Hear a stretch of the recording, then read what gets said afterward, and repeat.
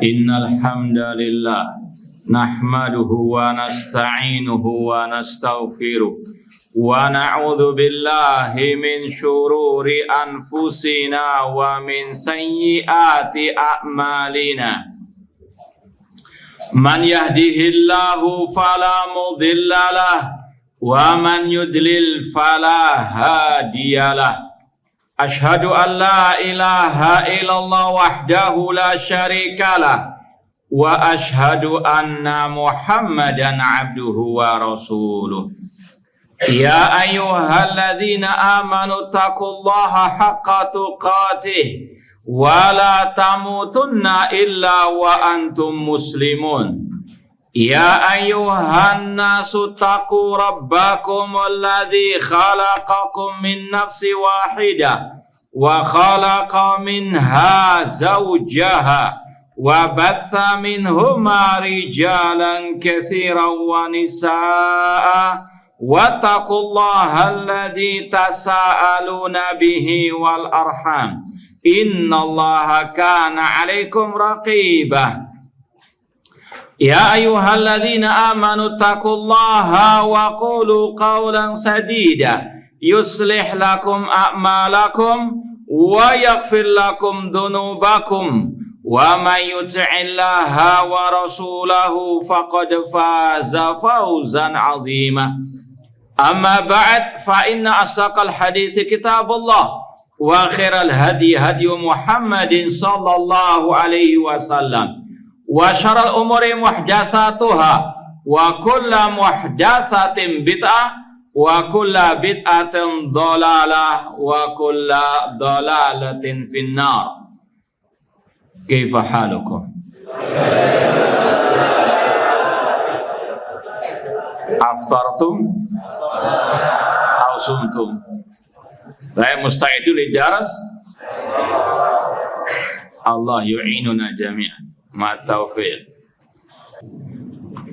Al-Anwasil An-Nuqtah Tsaniyah Al-Iman Qaulun wa Amal. Alaysa kadzalik? Dari pembahasan Al-Iman Qaulun wa Amalun wa niyya yazidu wa yanqus. Insyaallah antum tadi malam sudah mendengarkan kajian ana juga tentang masalah ini dari kitab Aqidah Imam Syafi'i. Sahih? Baik, berarti tidak usah dijelaskan lagi, tinggal di murojaah saja. Taib. Ma'asal muslimin ikhwani fillah wa akhwati rahimani wa rahmakumullah. Ya, sekadar wa dzakir fa inna dzikra tanfa'ul mu'minin. Ini sudah kita sampaikan tadi malam, kajiannya pas juga masalah akidah Imam Syafi'i yang berkaitan dengan masalah al-iman atau definisi al-iman. Kita sampaikan bahwasanya di antara pentingnya pembahasan ini tadi disampaikan karena banyaknya kelompok yang menyimpang dalam masalah ini. Maka Ahlus Sunnah betul-betul sangat antusias membahas masalah yang satu ini. Hampir dalam kitab-kitab akidah salaf tidak lepas dari pembahasan yang satu ini. Kemudian juga kalau mau perinciannya, di antara kelompok sesat tersebut kelompok Khawarij yang merupakan salah satu nenek moyang kelompok sesat sampai detik ini. Di antara kesesatannya dalam bab iman. Kenapa mereka mengkafirkan pelaku dosa besar? Mengapa mereka gegabah mengkafirkan orang muslim? Karena dari awal pembahasan iman sudah keliru. Kelompok Khawarij mereka sesat dalam definisi iman, yaitu mengatakan al-iman la yazid wala yanqus. Faham tuh? Mereka mengatakan al-iman la yataba'at. Iman tidak bercabang, tidak berbilang. Satu hilang semuanya. Nah, masuk ke dalam pembahasan tadi pelaku dosa besar kafir. Namun intinya tadi mereka kelompok Khawarij tidak meyakini al-iman yazid wala yanqus. Faham tuh? Baik. Kemudian yang kita sampaikan pada kajian tadi malam bahwasanya Ahlus Sunnah wal Jamaah mereka sepakat meyakini al-iman harus dengan ucapan dan perbuatan dan juga keyakinan. Paham toh? Akan tetapi di sini Imam Sufyan Ats-Tsauri rahimahullah mengatakan qaulun wa amalun wa niyah. Mana itu keyakinan? Jelas ini itu masalah apa? Niyatun. Ini untuk semuanya, nggak dapat dari dia. Taib, iman qaulun wa amalun wa niyatun. Dalil ini semuanya seperti yang disampaikan tadi hadis Syu'abul Iman. Ini kalau mau ringkasnya, hadis Syu'abul Iman itu sudah mencakup dalil definisi iman, ucapan, perbuatan dan keyakinan. Al-iman bid'un wa sab'una syu'bah fa'alaha qaulu la ilaha illallah wa adanaha imatatul adha'anit tariq. Iman memiliki 70 lebih cabangnya. Yang paling tinggi adalah ucapan la ilaha illallah, dan yang paling rendah menyingkirkan gangguan dari jalan dan rasa malu bagian daripada al-iman. Itu sudah mencakup 3 poin ini. Dan kalau mau dikaji hadis cabang keimanan, ini luar biasa, banyak fawaid, banyak pelajarannya. Di antaranya tadi, dalil iman adalah ucapan, perbuatan, dan apa? Keyakinan. Kemudian juga faedah yang berikutnya, kata para ulama, bantahan terhadap kelompok Murji'ah yang mengatakan amal bukan bagian daripada apa? Al-iman. Hadis Syu'abul Iman juga bantahan kepada kelompok Khawarij plus juga Murji'ah yang mengatakan iman tidak bisa bertambah, tidak bisa apa? Berkurang. Ya. Atau yang mengatakan iman tidak bercabang. Paham? Kemudian juga dalam hadis Syu'abul Iman terdapat salah satu ciri khas dakwah salafiyah, yaitu apa? Al-ihtimam bi at-tauhid fa'alaha qaulu la ilaha illallah. Demikian pula di antara faedah hadis ini bahwasanya iman seseorang tidak akan sempurna sampai dia melaksanakan apa? Cabang-cabang keimanan tersebut. Dan dari hadis ini pula kata para ulama, kita boleh mengucapkan saya mukmin insya Allah. Kenapa demikian? Karena kita meyakini diri kita belum sempurna apa? Keimanannya. Karena iman banyak cabangnya. Kalau antum sudah sholat 5 waktu, sholat sunnah dengan berbagainya, ya, atau berbagai macamnya, antum sudah melaksanakan puasa dan seterusnya, tapi cabang keimanan masih banyak. Ada 70 apa? Sudahkah kita laksanakan? Masih banyak yang belum kita laksanakan. Maka jangan pernah memastikan kita sudah sempurna apa? Keiman. Fala tuzaku anfusakum. Baik, ini sekilas tentang beberapa faedah dari hadis Syu'abul Iman. Intinya dalil yang singkat padat tentang definisi Ahlussunnah tentang iman, ya hadis Syu'abul Iman. Adapun kalau mau ditambahkan lagi masih banyak dalil-dalil yang lain. Ya, di antaranya tentang masalah al-amal bagian daripada iman dalam surat Al-Baqarah 143, wa ma kana Allahu liyudhi'a imanakum. Tidaklah Allah menyia-nyiakan iman kalian, yaitu salatnya kalian. Kemudian kata Imam Sufyan Ats-Tsauri, al-iman qaulun wa amrun wa niyah, yazidu wa yanqus. Dan kalau mau lebih istilahnya mudah diingat lagi tentang 5 hal ini, seperti yang disampaikan oleh Syekh Hamad Al-Ansari, ahli hadis kota Madinah rahimallahu ta'ala. Seperti yang dikatakan oleh Syekh Ali bin Hasan dan yang lainnya, beliau mengatakan al-iman khamsununat, i'tiqadun bil janani, wa nutqun bil lisani, wa amalun bil arkani, yazidu bi ta'atir rahmani, wa yanqusu bi ta'atis syaitani. Hafalkan? Insyaallah sudah hafal kalau masalah ini. Betul enggak? Ya, iman adalah ucapan di Apa? Iya, di hati, ucapan di lisan. Ya, iman adalah keyakinan dalam hati, ucapan di lisan, dan amalan anggota badan bisa tambah dengan mentaati Allah Ar-Rahman dan berkurang dengan mentaati Asy-Syaitan. Ya. Ini sekali lagi pertama kali yang mengucapkannya wallahu alam seperti yang dinukil oleh para masyayikh, yaitu Syekh Hamad Al-Ansari Al-Muhaddits fi Al-Madinah sabiqan rahimallahu taala.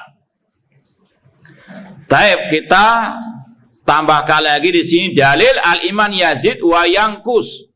Yazidu bi ta'a wa yankus bil ma'siyah. Seperti yang Allah firmankan dalam surat Al-Anfal ayat yang kedua, innamal mu'minuna alladzina idza dzukirallahu wajilat qulubuhum wa idza tuliyat alaihim ayatuhu zadathum imana wa ala rabbihim yatawakkalu. Sesungguhnya orang mukmin yang sebenarnya adalah orang-orang yang apabila disebut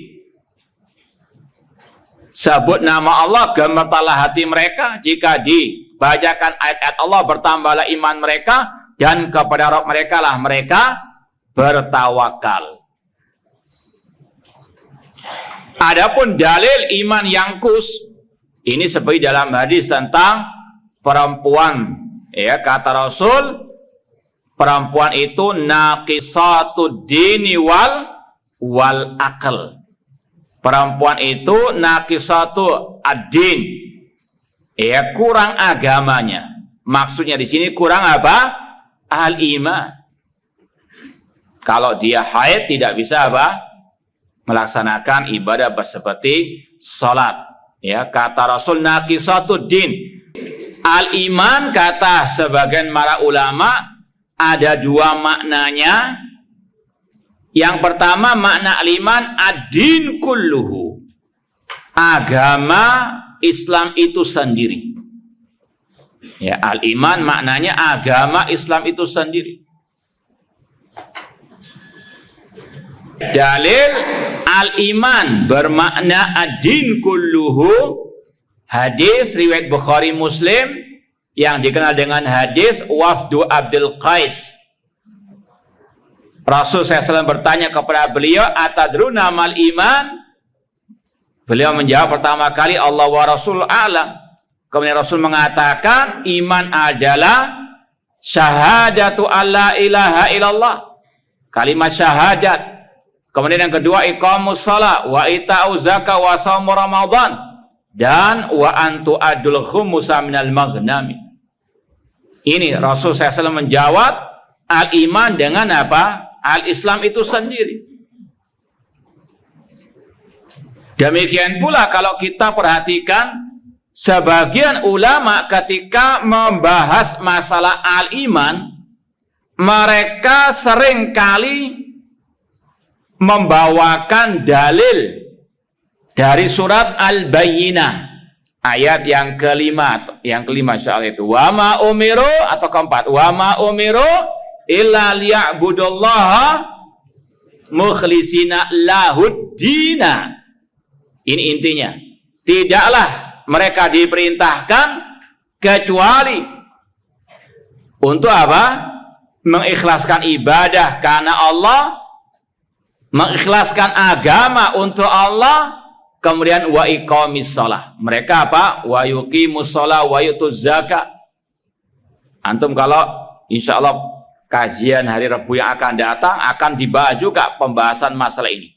Kata Imam Asy-Syafi'i rahimahullah, ayat yang paling ampuh untuk menjatuhkan kelompok Murji'ah ya ayat ini.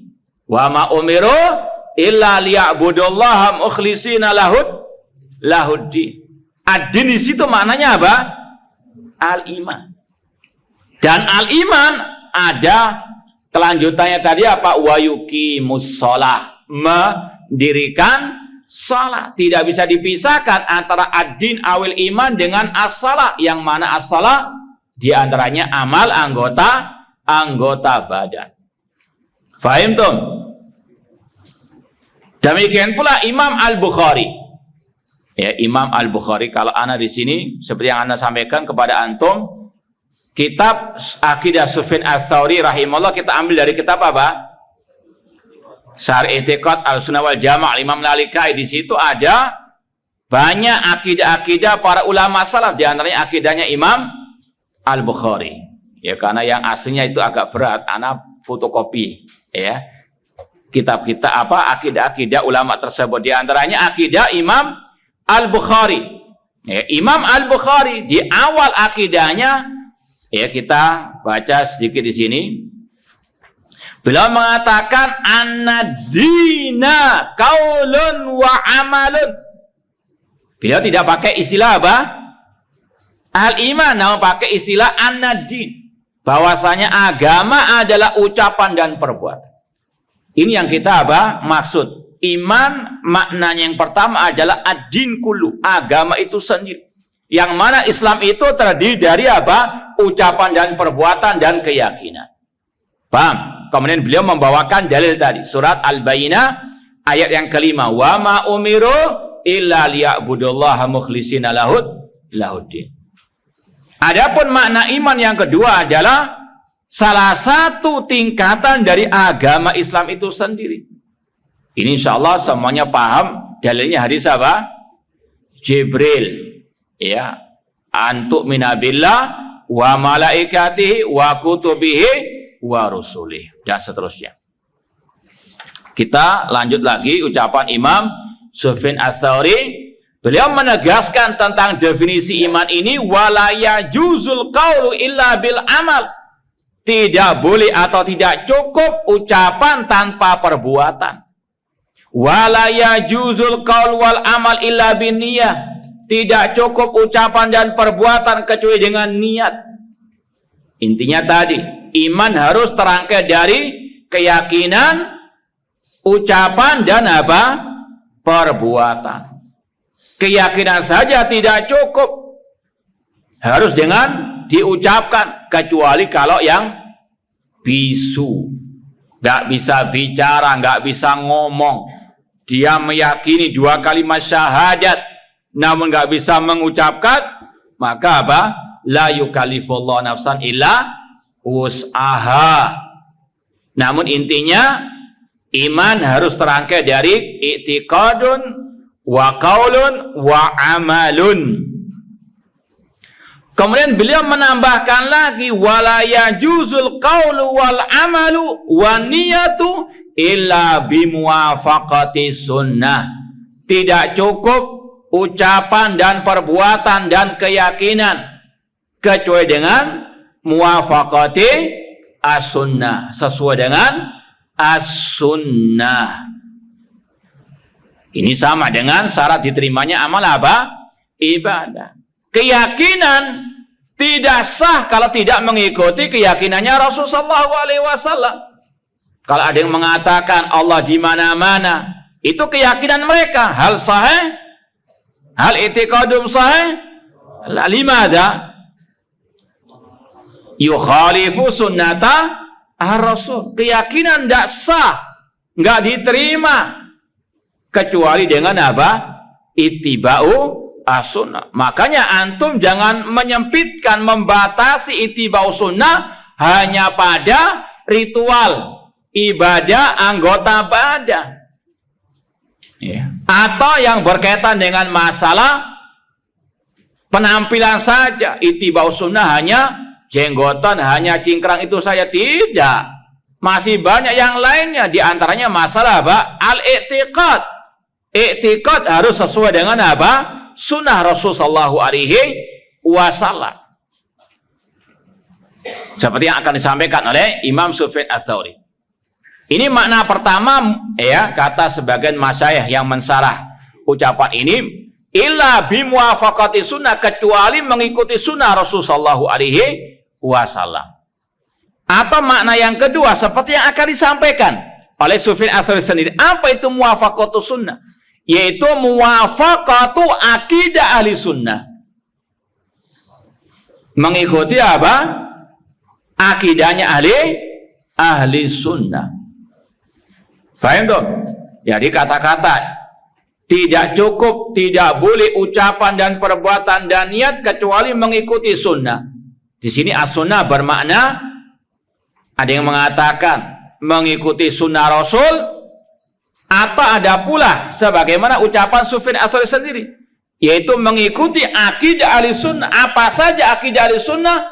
Ini yang akan diperinci oleh Imam Sufyan Ats-Tsauri rahimahullah ta'ala. Apa saja di antara akidah ahli sunnah? Kata Syu'aib, fakultu lahu ya Aba Abdillah wa ma muwafaqatu sunnah. Aku bertanya kepada guruku, ya Aba Abdillah, kalau orang Arab, ya ulama salaf, mereka di antaranya lebih senang memanggil dengan kunyah, itu lebih menghormati. Ya, di antara di sini Sufyan Ats-Tsauri dipanggil oleh muridnya dengan kunyahnya, ya Aba Abdillah. Nah, faqulu ya lahu ya Aba Abdillah wa ma muwafaqatu sunnah. Apa makna muwafaqatu sunnah yang engkau katakan tadi? Maka Sufyan Ats-Tsauri pun menjelaskan muwafaqatu sunnah maknanya muwafaqatu akidah ahli sunnah. Apa saja akidah ahli sunnah? Di antaranya ini, taqdimatus syaikhaini, mendahulukan dua syekh. Siapa dua syekh? Abi Bakar wa Umar radhiyallahu taala anhuma. Mendahulukan Abu Bakar wa Umar radhiyallahu anhuma di atas semua manusia setelah para nabi, para rasul. Ini berkaitan dengan masalah as-sahabah, ya. Manusia terbaik setelah para nabi, para rasul adalah para sahabat. Rasul bersabda, khairun nasi qarni, sebaik-baik manusia adalah generasiku. Dan di antara para sahabat ada yang paling mulia, yaitu dua syekh ini, Abu Bakar wa Umar. Demikian pula dalam riwayat para sahabat Rasulullah SAW, di antaranya Abdullah bin Umar radhiyallahu anhuma, beliau mengatakan, kunna nukhayyiru wa Rasul sallam hayyun. Naqulu Abu Bakar, thumma Umar, thumma Utsman. Kata Abdullah bin Umar radhiyallahu ta'ala anhuma, bahwasanya kami di zaman Rasul masih hidup, kami istilahnya membuat urutan siapa yang terbaik.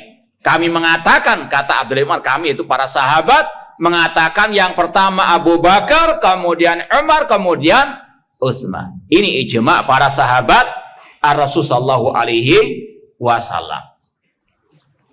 Bahkan dalam Sahih Bukhari juga tentang keutamaan Abu Bakar As-Siddiq dan yang lainnya, ada riwayat dari Muhammad bin Al-Hanafiyah, putranya Ali bin Abi Thalib. Putranya Ali bin Abi Thalib, saudaranya Hasan Husain namun beda ibu. Kata Muhammad bin Al-Hanafiyah, putranya Ali bin Abi Thalib radhiyallahu anhu, ya Abi, man afdalun nasi, wahai ayahku, siapa manusia terbaik? Yaitu tentunya setelah para nabi, para rasul. Beliau Ali bin Abi Thalib menjawab, Abu Bakar summa Umar. Ini akidahnya Ahlul Bait. Maka dusta kelompok Syiah Rafidhah qatalahumullah yang mengatakan Ali lebih baik daripada Abu Bakar wa Umar. Ali bin Abi Thalib sendiri meyakini yang terbaik setelah para nabi, para rasul adalah Abu Bakar wa Umar. Ini bantahan Ahlul Bait kepada kelompok Syiah Rafidhah yang mendompleng nama Ahlul Bait. Paham dong? Ya. Kemudian masal muslimin ikhwani fillah wa akhwati rahimani wa rahimakumullah, Syu'aib berkata, ya, kemudian atafan Imam Sufyan Ats-Tsauri berkata, ya Syu'aib, la yanfa'uka ma katabta hatta tuqaddima Utsmanan wa Aliyan ala man ba'dahuma. Wahai Syu'aib, tidak bermanfaat bagimu apa yang engkau tulis sampai engkau mendahulukan Utsman dan Ali atas keduanya. Di sini ada makna wallahu alam yang tersirat dari ucapan Sufyan Ats-Tsauri, kata sebagian masyayikh yang mensyarah hadis ini atau ucapan ini. Imam Sufyan Ats-Tsauri, beliau itu tinggalnya di mana dulu? Lahir di kota mana dahulu? Al-Kufah. Di Kufah itu istilahnya markasnya pengikut Al-Khalifah Ar-Rasyid Ali bin Abi Thalib radhiyallahu anhu. Ini bagi yang ikut kajian kita juga hari Rabu 2 minggu yang lalu, insya Allah paham tentang bedanya Asy-Syiah titik dengan Asy-Syiah Ar-Rafidhah. Betul enggak? Taib. Harus seorang talibul ilmi paham dua istilah ini, ya. Dan ini sudah kita sampaikan pada hari Rabu 2 minggu yang lalu kajian akidah Imam Syafi'i juga. Para ulama membedakan antara istilah orang itu punya tasyayyu', ada kalau terjemahnya ada syiahnya, dengan fulan rafidhi, syiah rafidhah. Ya. Makanya Imam Syafi'i dalam kajian waktu lalu kita sampaikan, beliau mengatakan majaltu ahadan illa kana fihi tasyayyu'. Tidaklah aku berdebat ya dengan seseorang kecuali yang hanya punya pemikiran apa? Tasyayyu'. Tasyayyu' di sini sudah kita sampaikan hanya mengutamakan Ali di atas Utsman radhiyallahu anhuma dalam kepribadiannya, dengan tetap menghormati mendahulukan Abu Bakar wa Umar. Jadi di zaman dahulu, di zaman salaf itu ada khilaf antara salaf itu sendiri, mana yang lebih utama dalam sisi kepribadian antara Utsman dan Ali. Sebagian ulama salaf mengatakan Ali lebih mulia dibandingkan apa? Utsman. Di antaranya penduduk Kufah, di antaranya Sufyan Ats-Tsauri di awalnya. Paham ya? Paham? Makanya kalau ada yang mengatakan Sufyan Ats-Tsauri ada tasyayu'nya, itu maksudnya apa? Dulu beliau mendahulukan Ali di atas Utsman dalam masalah apa? Kepribadiannya. Kemudian kata sebagian masyayikh, namun beliau terakhir rujuk. Mana buktinya? Rujuk dalam artian tidak mengatakan Ali lebih mulia daripada Utsman. Namun beliau tidak mengatakan ini lebih utama daripada itu. Di antaranya ucapan di sini. Tidak ada kata-kata apa? Mana yang lebih utama? Paham? Beliau cuma mengatakan bahwasanya tidak bermanfaat bagimu wahai Syuaib apa yang engkau tulis sampai engkau mendahulukan Utsman dan Ali atas semua manusia. Paham? Jadi ini wallahu alam fase kedua dari akidahnya Sufyan Ats-Tsauri yang berkaitan dengan masalah apa? Ali dan Utsman bin Affan. Paham? Namun wallahu alam yang terakhir kata para ulama, beliau itu mengikuti kebanyakan dan ijma' ulama salaf yang terakhir bahwasanya Utsman lebih utama daripada Ali radhiyallahu taala anhuma. Paham dong? Paham dong lah? Jadi sekali lagi ini bedanya ulama dulu kalau dikatakan ada syiahnya, tasyayu'nya, itu bukan seperti syiah Rafidhah zaman sekarang ini seperti Khomeini dan yang lainnya, naudzubillah min dzalik, yang mengkafirkan Abu Bakar wa Umar, mencaci maki Abu Bakar wa Umar, bukan itu. Faham? Ya, seperti juga yang kita sampaikan pada kesempatan yang lalu, ada perawi kata Imam Dhahabi yang ada syiah tasyayu'nya, yaitu Aban bin Taghlab atau bin Taghlib, yang ada syiahnya yaitu apa? Tasyayyu' bila ghulu, ada Syiah tanpa keekstreman, yaitu yang hanya mendahulukan Ali dibandingkan Utsman dalam masalah apa? Kepribadiannya. Ini disampaikan oleh para ulama agar kita tidak tertipu dengan para misionaris Syiah Rafidhah yang ingin untuk melegalkan, membenarkan ajaran mereka dengan kata-kata propaganda. Kenapa kalian mencaci maki kami, yaitu Syiah Rafidhah, sedangkan di antara perawi-perawi hadis, ulama salaf, mereka juga pengikut Syiah. Paham ya? Maka jawabannya apa? Beda. Jawabannya apa? Hah?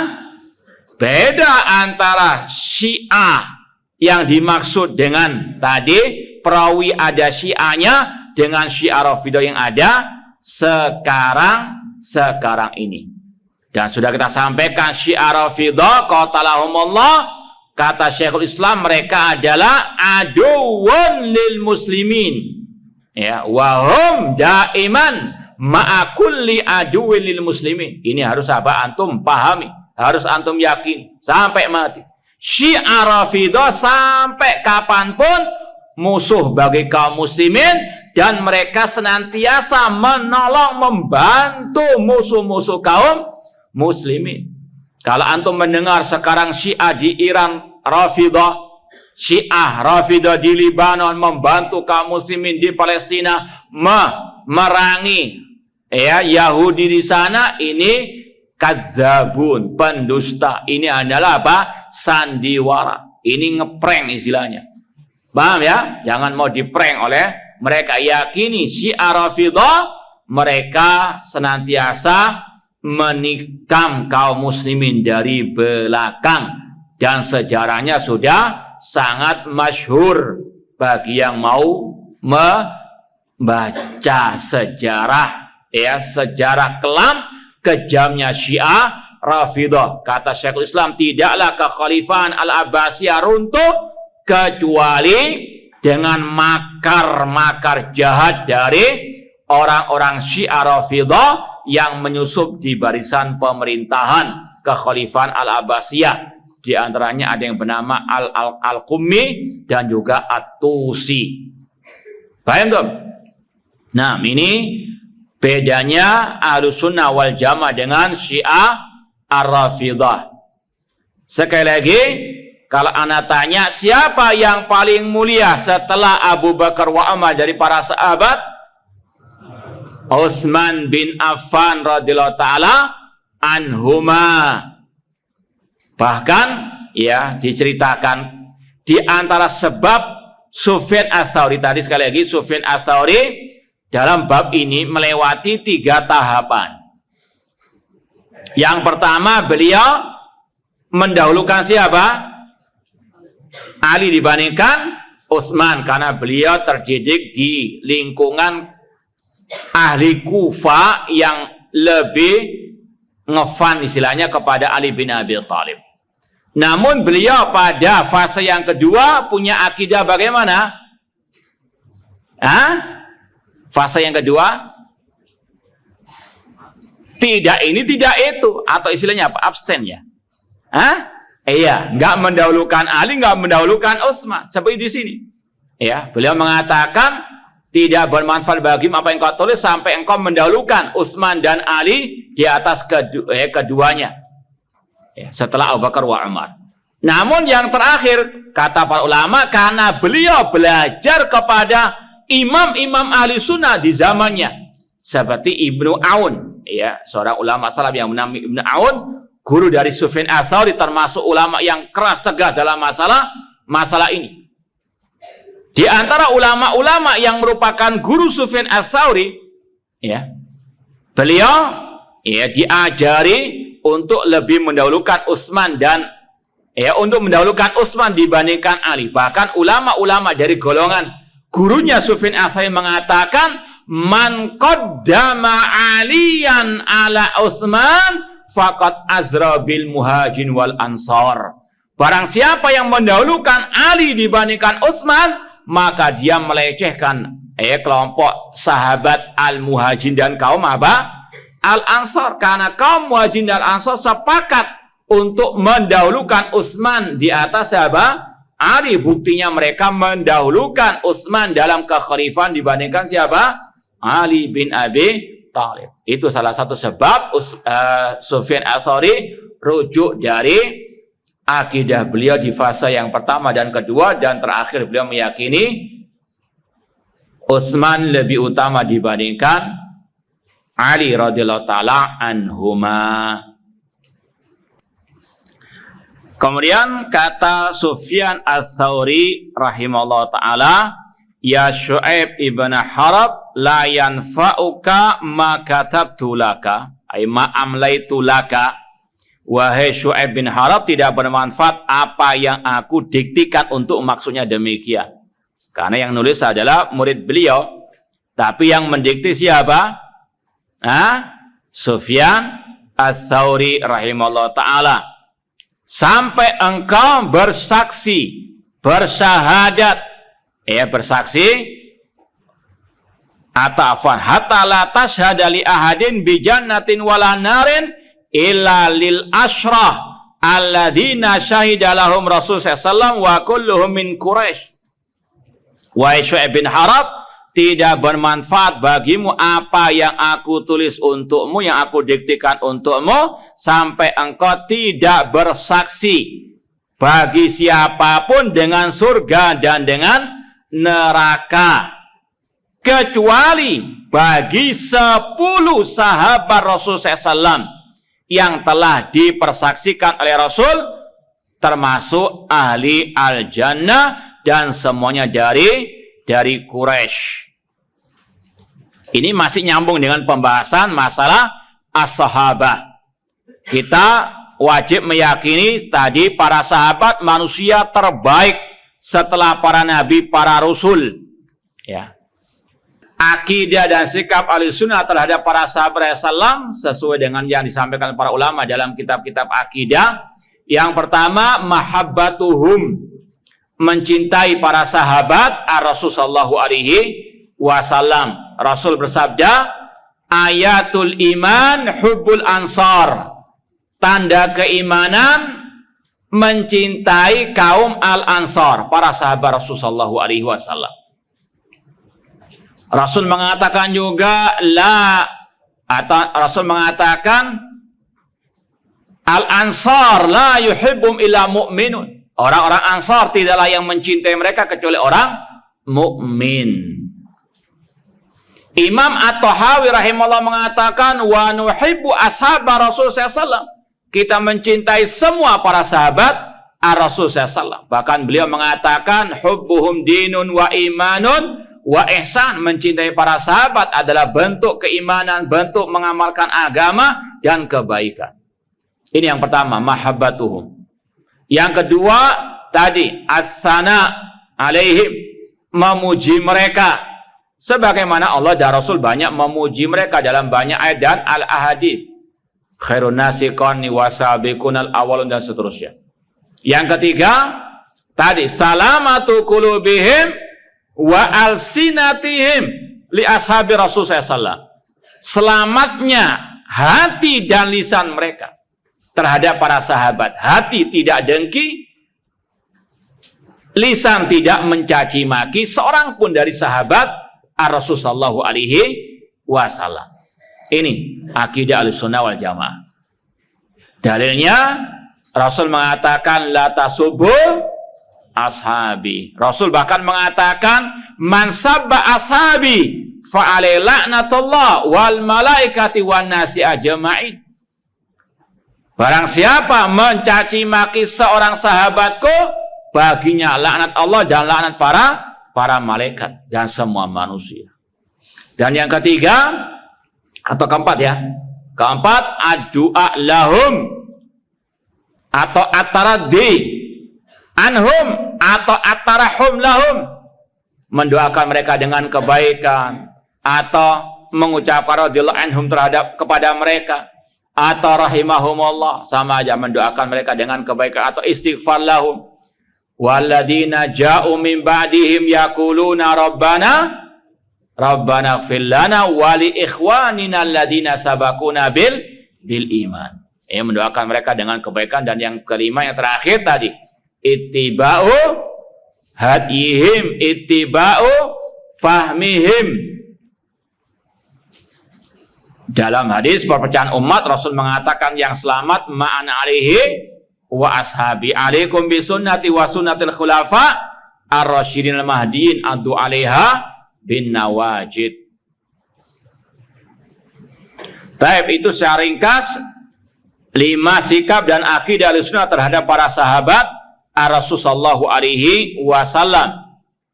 Maka perlu diulang-ulang lagi, paling tidak kita mengingat bahwasanya setiap muslim muslimah diwajibkan untuk mengikuti ajaran sahabat Nabi sallallahu alaihi wasallam. Contohnya, dan ini sekali lagi mengikuti tadi Rasul para sahabat, jangan dibatasi dengan masalah penampilan saja atau berkaitan dengan salat sunnah, puasa sunnah. Bahkan dalam masalah al-jihad ini juga yang sangat penting dalam bersikap terhadap musuh-musuh Islam, harus ittiba'u sunnah. Dan ini salah satu pembeda secara umum pembeda antara jihadnya ahli sunnah al-firqah najiyah dengan kelompok harokiyin. Kalau kelompok al-harokiyin, mereka bermodal semangat tanpa menoleh bagaimana sunnah Rasul, sunnah para sahabat ketika berjihad. Yang penting sikat, yang penting bom, yang penting habisi, bunuh, tanpa menoleh apakah itu semuanya sesuai dengan ajaran Rasul dan para sahabat Rasul ataukah tidak. Contoh kata ulama seperti saat-saat sekarang ini, kaum muslimin, jangankan di Palestina, secara umum di dunia, mereka dalam keadaan lemah. Bahkan ungkapan sebagian ulama seperti Syekh Muhammad bin Utsaimin, persenjataannya, ini sudah kita sampaikan sebetulnya dalam pembahasan kitab masih ingat enggak? Yang Zoom, kajian Zoom ikut semua enggak? Iya kan? Masih ingat enggak? Alhamdulillah kita sudah khatam berapa kitab kajian Zoom, kajian yang masih ingat enggak? Kira-kira di buku apa? Hakikatul dakwah salafiyah liman Syekh Abdul Aziz Ar-Rais hafidhallah ta'ala. Ada pembahasan jihad di situ. Perlu dimurojaah itu. Itu dalam kondisi seperti ini, antum biar nggak kena syubhat, kembali itu kepada buku itu diantaranya. Sudah kita sampaikan, dengan lagi kajian itu. Bahwasanya diantara sunnah Rasul, sunnah para sahabat Rasul, dikala dalam keadaan lemah mereka bersabar, nggak menghunuskan pedang, nggak berperang dengan senjata. Paham kata Syekh? Jangankan kondisi Palestina, kaum muslimin di Palestina, secara umum dunia Islam. Dan ini yang mengatakan bukan Syekh Utsaimin saja, Syekh Albani, Syekh bin Baz, ulama-ulama besar abad ini, keadaan kaum muslimin masih lemah. Belum saatnya untuk menghunuskan pedang senjata, memerangi ataupun melawan orang kafir dengan senjata. Belum saatnya. Dan ini mereka sekali lagi mengikuti sunnah Rasul para sahabat. Ketika Rasul di kota Makkah dalam keadaan lemah, bahkan sebagian para sahabat mengusulkan untuk perang, tapi Rasul mengatakan innakum tastajilun, kalian tergesa-gesa. Paham? Kata Syekh Utsaimin dan yang lainnya, senjatanya kaum muslimin sekarang ini meskipun kelihatannya canggih, namun dibandingkan senjatanya orang kafir, umpamanya ibaratnya senjatanya orang-orang muslim sekarang itu hanya seperti pisau dapur. Paham? Yang melawan rudal. Paham enggak? Bisa nangkis rudal dengan pisau dapur? Ini diyakini, diakui atau tidak kata ulama, ini fakta waqi' laisa lahu min dafi'. Tentunya yang punya mata kepala mata hati yang sehat, ya, nggak bisa dipungkiri. Senjata-senjata yang dimiliki oleh secara umum negeri-negeri kaum muslimin itu kebanyakannya ngimpor dari negeri-negeri apa? Kafir. Itu kalau istilahnya barang rongsoannya mereka. Bang, itu teknologi yang sudah apa terbelakang, mereka punya penemuan baru lagi yang ini apa? Sortirannya dikasih apa? Negeri kaum muslimin. Maka sekali lagi di antara syarat jihad yang sudah disampaikan oleh para ulama, harus kaum muslimin punya kekuatan yang bisa menandingi kekuatan orang-orang apa? Kafir. Seperti yang sering kita sampaikan, jangan sampai yang mau melawan orang kafir yang punya jet tempur, pesawat tempur, dilawan dengan gerobak tempur. Bisa ngelawan. Maka akibatnya apa? Korban dari kaum muslimin lebih banyak. Kalau yang mungkin yang mereka sendiri tidak ada masalah mungkin ya, yang teriak-teriak perang-perang itu yang mereka meninggal sendiri tidak ada masalah mungkin. Tapi kalau yang ya lebih berbahaya, parah lagi, kalau yang istilahnya menelan korban dari rakyat-rakyat sipil, duafa. Ya, meskipun tetap ini, meskipun yang mati yang ikut perang tok itu sekali lagi juga bermasalah karena jihadnya tidak apa? Saya coba lebih parah lagi kalau apa? Yang tertimpa akibat perang tersebut adalah apa? Rakyat jelata kaum muslimin yang mungkin mereka tidak tahu apa-apa. Apalagi al-atfal wan nisa minad du'afa. Paham tuh? Semoga Allah Subhanahu wa taala menyelamatkan kaum muslimin yang masih hidup di Palestina sana, dan semoga Allah menghancurkan orang-orang Syiah Rafidhah, An-Nusairiyah, dan juga orang-orang al-Yahud wa man kana ala syakilatihim.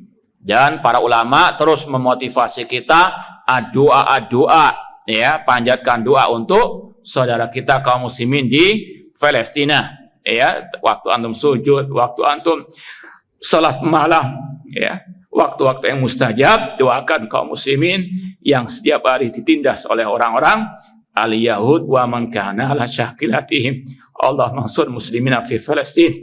Allahumma inna naj'aluka fi nuhril yahud. Allahumma inna na'udzubika min syururihim. Allahumma munzilal kitab, mujriyas sahab, hazimil ahzab, ihzimil yahud ajilan ghairu ajilin. Jadi sekali lagi kita hanya bisa membantu doa untuk mereka kaum muslimin yang ada di Palestina, dan jangan pernah meremehkan doa. Kata Rasulullah SAW, innakum tunsarun wa turzaquna bidu'afaikum. Sesungguhnya kalian ditolong oleh Allah lewat perantara orang-orang lemah dari kalian, bidu'aihim wa salatim wa ikhlasihim, yaitu dengan doa mereka, dengan ikhlasnya mereka, dengan salatnya mereka. Maka sekali lagi, antum tullabul ilmi, jangan lupakan saudara-saudara kita di Palestina yang sedang mengalami penindasan, pembantian dari orang-orang al-Yahud. Qatalahumullah. Afwan.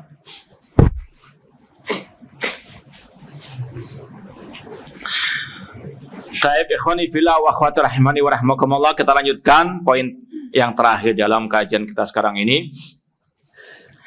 Tidak boleh menvonis, menghukumi siapapun dari kaum muslimin, terutama dengan surga dan dengan neraka, kecuali bidalil, kecuali dengan dalil. Dan di antara dalil yang menyebut penghuni surga adalah 10 sahabat Rasulullah SAW yang termaktub dalam riwayat yang sahihah. Ada 10 sahabat Rasulullah yang disebutkan namanya oleh Rasulullah SAW. Ya, kita ulangi lagi, mungkin bagi yang belum hafal, tolong dihafalkan. Abu Bakar, Umar, Utsman, Ali, Khulafaur Rasyidun pastinya. Kemudian Abdurrahman bin Auf, Talha bin Ubaidillah, kemudian Abu Ubaidah bin Jarrah, Sa'ad bin Abi Waqqas, Sa'id bin Zaid, Talha radhiyallahu taala anhum jami'. Nah, ini sekali lagi yang wajib diyakini 10 sahabat Rasul yang dijamin masuk surga. Ini bukan pembatasan kata para ulama. Kenapa ada istilah 10 sahabat yang dijamin masuk surga? Karena nama 10 ini disebut dalam satu redaksi hadis. Paham? Rasul mengatakan Abu Bakar fil jannah, Umar fil jannah, Utsman fil jannah sampai 10. Paham? Adapun yang lain disebutkan dalam redaksi yang lain, maka tidak dibatasi hanya 10 ini saja dari sahabat yang langsung disebutkan namanya oleh Rasul sebagai penghuni surga. Di antaranya Sabit bin Qais bin Syammas radhiyallahu ta'ala anhu, Bilal, demikian pula Hasan wal Husain dan yang lain. Faham? Maka sekali lagi kita Ahlus Sunnah dalam urusan akhirat tidak boleh menvonis siapapun dengan surga dan neraka kecuali kalau ada dalil khusus tentangnya. Contoh penghuni neraka Abu Lahab, karena jelas ayatnya tabat yada abi lahabin watab sampai akhir Asy-Syura. Demikian pula dengan tokoh atau pelopor kesyirikan di zaman jahiliyah, yaitu siapa? Amr bin Luhai al-Khuzai. Dia yang kata Rasul diseret, ditarik di neraka sampai keluar ususnya. Na'udzubillahi min dzalik. Karena dia apa? Pelopor kesyirikan di zaman jahiliyah.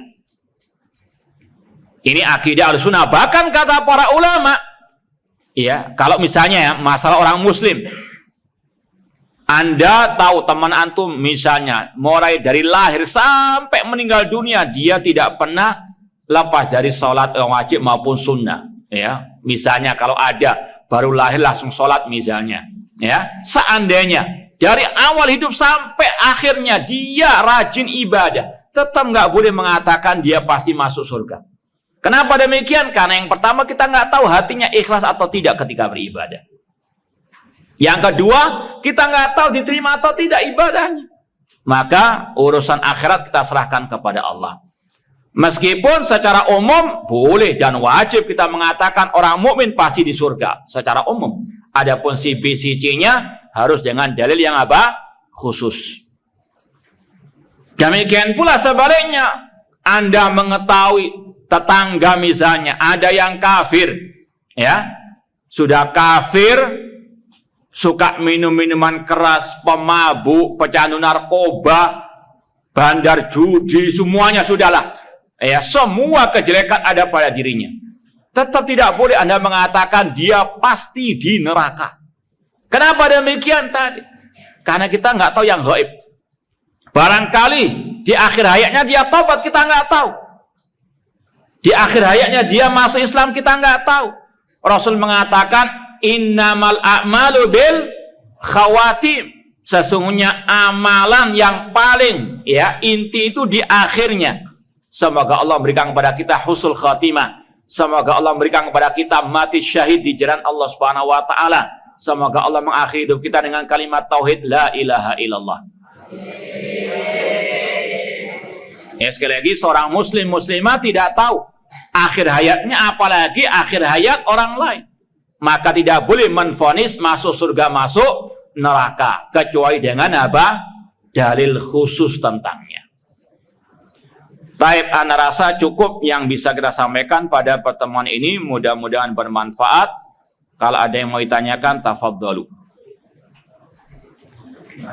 Taib, kita lanjutkan dengan soal jawab. Ini masih ada kaitan dengan jihad. Ada salah satu markas yang menyebutkan perang di Palestina sekarang adalah jihad yang syar'i.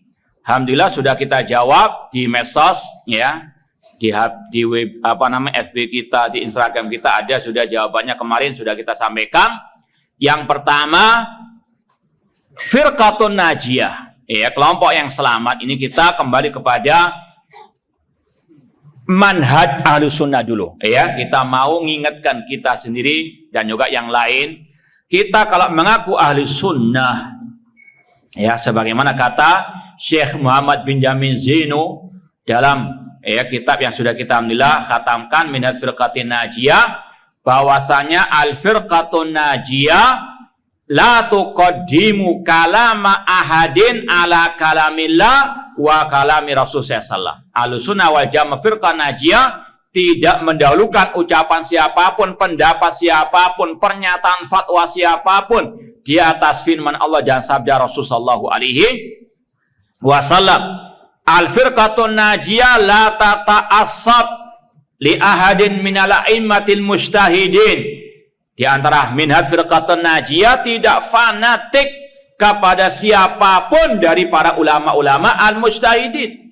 Fatwa mereka, ucapan mereka, pernyataan mereka ditimbang lagi dengan qala Allah wa qala ar-Rasul. Dan ini wasiat para imam-imam mazhab 4 khususnya. Imam Syafi'i mengatakan idza khalafa qauli qala Rasul fadribu qauli ardul haid. Apabila ucapanku menyelisih ucapan Rasul, buang jauh-jauh ucapanku. Imam Syafi'i juga mengatakan ajma'al ummatu atau ajma'al muslimun ala anna man istabana law sunnatur Rasul sallam fala yahillu lahu an yada'a li qauli ahadin kainan man kana. Telah sepakat kaum muslimin apabila seseorang itu telah jelas baginya sunnah Rasul, tidak halal baginya untuk meninggalkannya dan memilih ucapan pendapat orang lain siapapun dia. Ya, kalau ada fatwa misalnya pernyataan sekarang jihad yang terjadi sekarang ini syar'i, maka kita katakan itu keliru. Kenapa? Karena menyelisih ajaran Rasul sallallahu alaihi wasallam. Kenapa demikian tadi? Di kota Mekah Rasul SAW 13 tahun dalam keadaan lemah, tidak menghunuskan pedang, tidak mengumumkan perang, tidak diizinkan oleh Allah Subhanahu wa taala. Makanya Syekhul Islam Ibnu Taimiyah mengatakan, al-muslimun idza kanu bi ardin hum fiha mustad'afun falyamalu bi ayatis sabar. Kaum muslimin kalau dalam keadaan lemah di suatu wilayah, suatu negeri, suatu kondisi, maka hendaklah mereka mengamalkan ayat-ayat tentang kesabaran. Nah, sekali lagi ini adalah sunnah Rasul. Kalau mau ittiba kepada sunnah Rasul, diantaranya dalam masalah apa? Perang jihad seperti ini.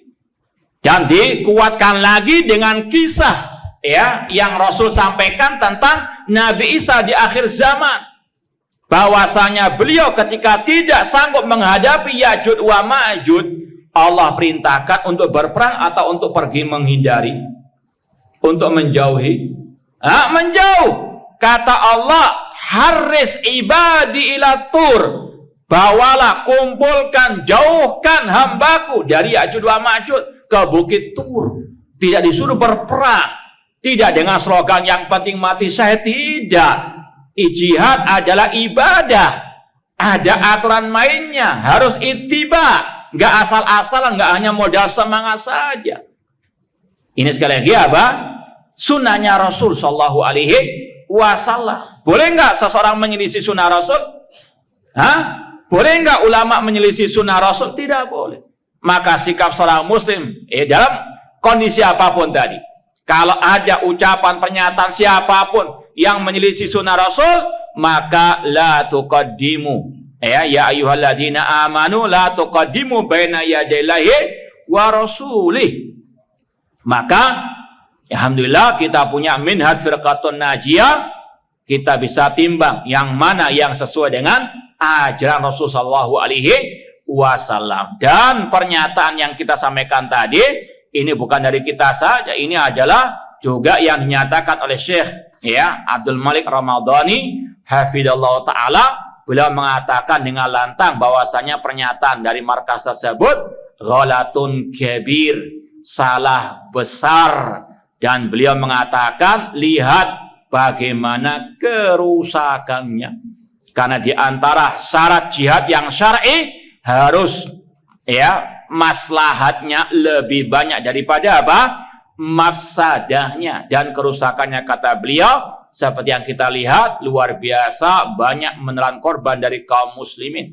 Bahkan sebagian ulama atau masyayikh mengatakan mereka kaum muslimin membangun negeri mereka mungkin 50 tahun lamanya, namun dihancurkan hanya dalam waktu apa? Beberapa hari saja. Ini kerusakannya apa? Mafsadah yang sangat dhahira wadihah. Maka bagaimana dikatakan jihad yang apa? Asyara'i. Na'udzubillahi min dzalik. Paham toh? Nah.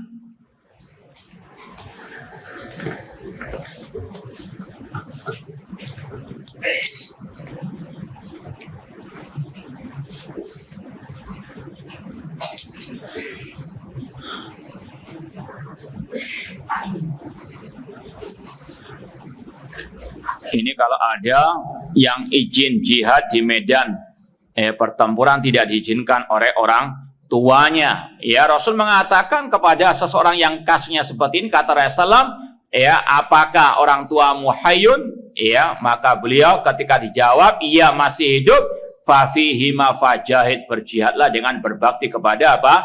Kedua orang tuamu. Paham ya? Jangan ada yang berangkat loh ya. Hah? Sudah ada yang mau berangkat ini? Nah, haram. Ya, dan juga ya masalah jihad, meskipun jihad difa'i secara asal harus dengan ya komando pemimpin kaum muslimin.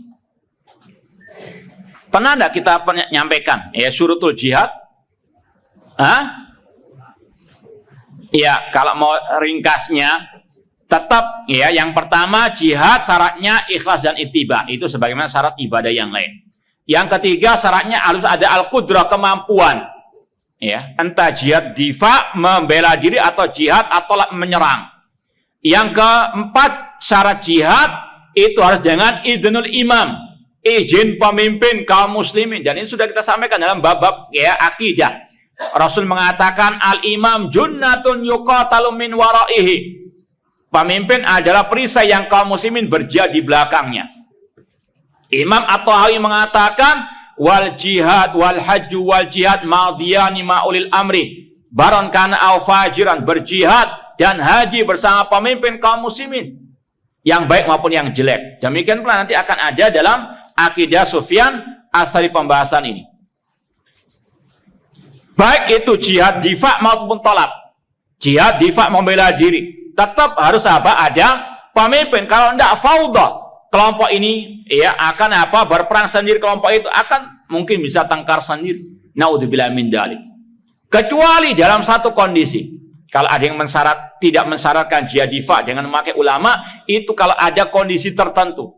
Yaitu misalnya wilayah Indonesia misalnya itu luas sekali. Di ujung wilayah Indonesia misalnya dijajah, ya. Lampu dimatikan, listrik dimatikan, sinyal sudah tidak ada. Yang mau jihad nggak mungkin izin ke pusat, paham? Paham enggak? Ya, maka otomatis mereka kalau sudah punya kemampuan bela diri, paham? Nggak harus apa dengan komando pemimpin pusat, paham enggak? Ini kalau kondisi apa? Darurat, paham? Adapun secara asal jihad menyerang musuh, negara musuh atau membela diri di negeri masing-masing, ini tetap dengan apa? Izin pemimpin, komando pemimpin kaum muslimin. Karena bagaimanapun juga kekuatan kaum muslimin itu akan lebih kuat kalau di bawah satu kepemimpinan. Kemudian di antara syurutul jihad kata para ulama tadi, memperhatikan, mempertimbangkan mana yang lebih banyak kemaslahatannya atau apa? Kerusakannya. Kalau kemaslahatannya lebih banyak, jihad, dan itu yang mempertimbangkan para ulama dan tentunya para ahli-ahli militer. Mereka bermusyawarah, ya, kalau mereka sepakat dan dengan tadi komando pemimpin, baru itu jihad yang syar'i. Namun kalau mereka pertimbangannya kerusakannya lebih banyak, maka kalau tetap ada yang jihad, itu jihad yang tidak apa? Asyar'i. Kemudian tadi di antara syurutu al-jihad, ya, harus kemaslahatannya lebih banyak daripada kerusakannya. Faham dong? Nah, ini sekali lagi kata Syekh Abdul Aziz hafizahullah ta'ala, memang di saat-saat seperti ini perlu kita tullabul ilmi murajaah lagi kitab-kitab jihad, ya. Ucapan ulama salaf, ucapan ulama ahli sunnah tentang masalah jihad. Biar kita apa? Tidak mudah terombang-ambingkan dengan syubhat-syubhat masalah ini. Karena memang apalagi asyabab itu ya luar biasa semangatnya, sangat membara, perlu diarahkan. Sebagaimana api, ya, api itu kalau membara memang pada tempatnya tidak ada masalah. bakar-bakar apalah, apinya membesar, tidak ada masalah, lebih bagus. Tapi kalau besar sampai kena gedung, bahaya. Paham? Maka bara itu diarahkan kepada yang baik. Paham? Nah, jadi sekali lagi kalau bisa dibahas lagi masalah jihad sesuai dengan pedoman qala Allah wa qala Rasul dan pemahaman para salafu as-saleh. Kalau sekarang ya saya ringkas saja.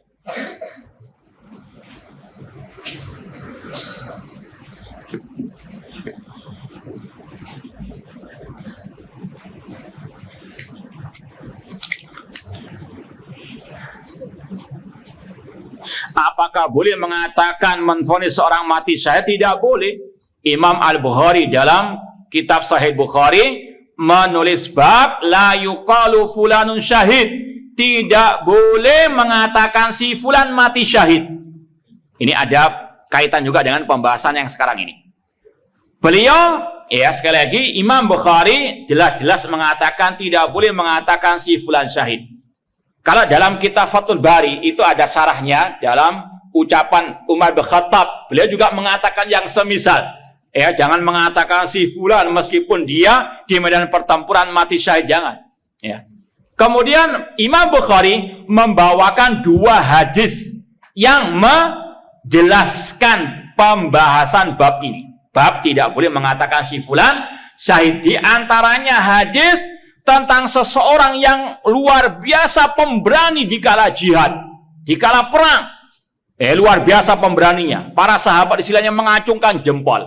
Tapi Rasul ketika mendengar pujian para sahabat, Rasul mengatakan huwa finnar. Dia itu di neraka. Paham?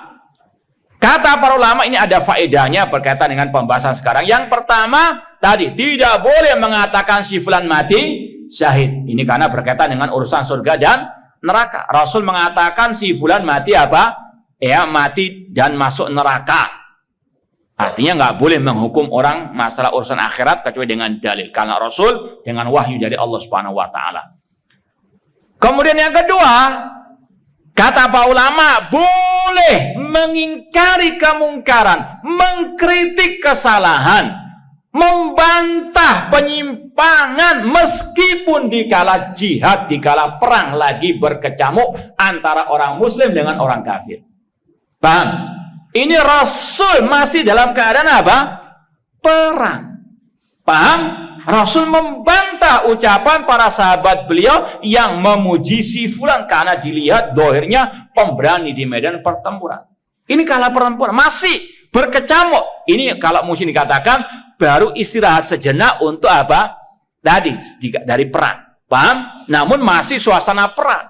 Tapi Rasul apa? Membantah ucapan yang tidak benar. Maka tidak ada masalah para dai, para masyayikh salafiyin ketika mengkritik Hamas misalnya, yang dia salah dalam berjihad karena dia memang ya kelompok haroka dari Ikhwanu al-Muslimin. Paham?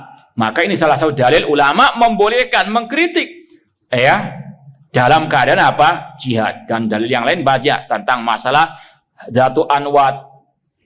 Ada orang yang juga diperingatkan Rasul dari mengambil harta rampasan perang di kala jihad. Banyak dalil-dalil yang apa? Membolehkan mengkritik. Maka kalau ada statement dari siapapun, nggak boleh, ini lagi perang. Maka sekali lagi, ikut ucapan pendapat si fulan dari ulama atau ucapan ataupun sunnah Rasul. Ikut mana? Nah, ini kata Imam Al-Auza'i, naduru ma'asunnah itu dar. Kita berputar bersama sunnah, kemana sunnah itu apa? Berputar. Nah, baik, sudah jam 10:30, kurang lebih mohon maaf. Wa jazakumullahu khairan sepertinya aku qali hada wa akhiru da'wana anil hamdulillahirabbil alamin. Wassalamualaikum warahmatullahi wabarakatuh.